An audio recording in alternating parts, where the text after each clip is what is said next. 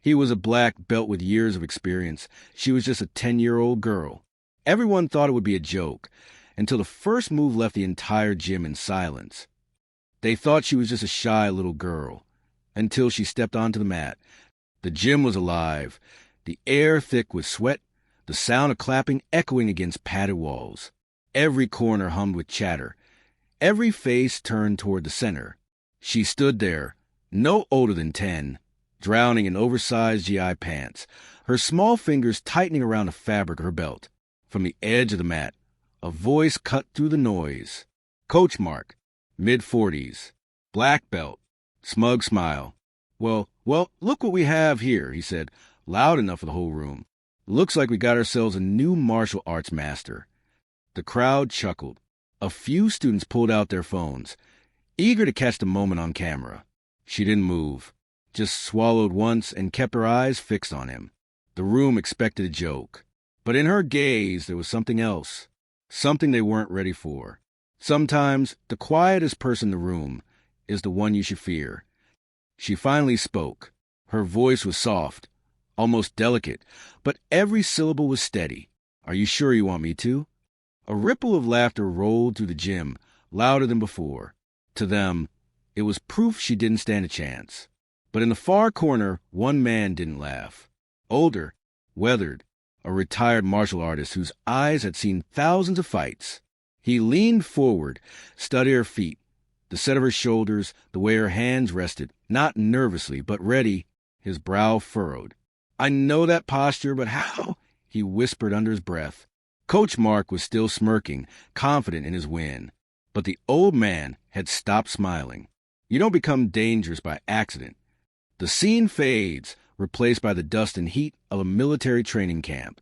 A smaller version of the girl, hair tied tight, eyes locked forward, moves through drills with soldiers twice her size. Her limbs snap into motion. Krav Maga, Brazilian Jiu-Jitsu, Muay Thai. Every punch lands with precision. Every kick is calculated. No wasted movement. No hesitation.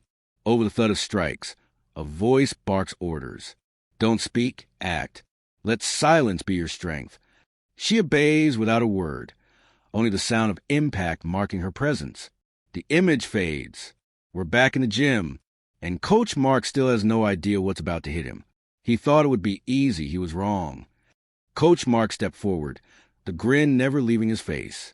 He dropped into his fighting stance, casual, loose, as if this was just another easy win. Then she moved, her shoulders squared, her stance tightened. The nervous little girl was gone. In her place stood someone sharp, deliberate, dangerous. The laughter that filled the gym moments ago began to fade. Phones lowered. Even the air seemed to hold its breath. The bell hadn't rung, but the fight had already begun.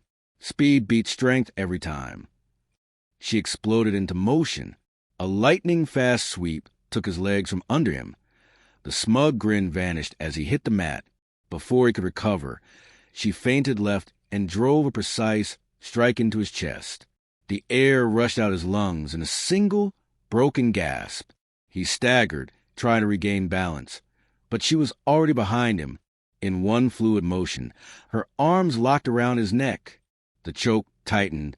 His hand tapped against her arm, frantic, desperate. The gym froze. Phones hung mid-recording. Students stared at each other in disbelief. The black belt was on the floor, and she hadn't even broken a sweat. Sometimes the smallest fighter carries the biggest titles. She stepped back from the mat, calm, unshaken. Her fingers found the knot of her GI top. With one pull, it fell away, revealing a patch stitched proudly across her chest. Gold Star, International Youth Combat Champion. She crouched, unzipped her training bag. A polished plaque caught the light. World Combat Federation Under 12 Champion. 3-time winner. Coach Mark's voice was smaller now, stripped of arrogance. Why didn't you tell anyone? She met his eyes. You never asked. From the corner, the old man rose to his feet, and what he said next changed the room. Real fighters know when they've met their match. The old man stepped closer, his gaze never leaving her stance. Israeli discipline.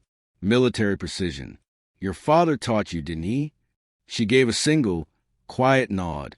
And just like that, the mood in the gym shifted. The same people who had laughed minutes ago were now on their feet, applauding. Phones lowered. Eyes softened. Even Coach Mark, still catching his breath, bowed deeply, his pride replaced by respect.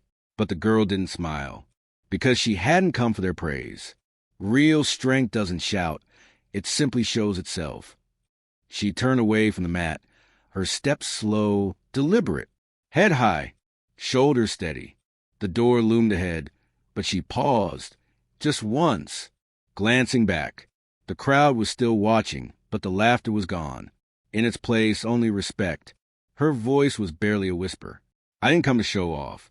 I came to learn. They had laughed before they knew her truth, but what they saw today, they would never forget.